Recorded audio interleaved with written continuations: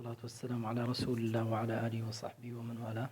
لا شك أن من أشهر أنواع السحر والتي ورد ذكره في القرآن فيتعلمون منهما ما يفرقون به بين المرء وزوجه.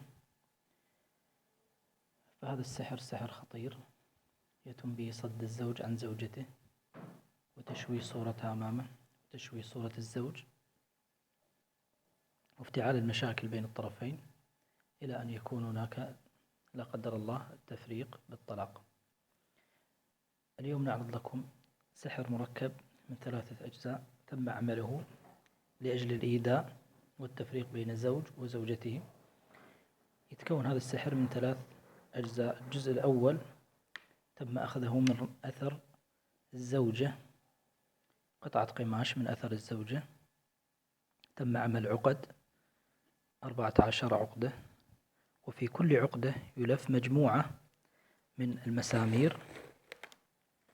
المسامير أو الإبر وما إلى ذلك مما يستعين به السحرة. والجزء الثالث قفل تم ربطه بهذه الطريقة، تم فتحه بإذن الله بعد إبطال السحر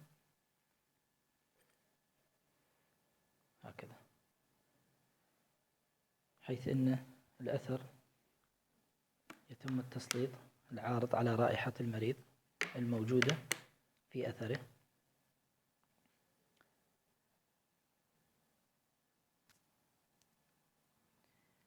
تم إبطال السحر على 3 مراحل. المرحلة الأولى حل العقد بعد القراءة والنفث، وبعد حل العقد أخذنا الأثر وتم وضعه في ماء مرقي بهذه الطريقة، والمسامير والإبر تم جمعها وأيضا في ماء مرقي قرأت عليه آيات الرقية الشرعية. والجزء الثالث تم فتحه بحول الله وقوته، وبذا يكون قد أبطل السحر ولا يحتاج سوى إلى جلسات بسيطة لغرض إزالة أثر السحر الذي وقع على الزوج والزوجة.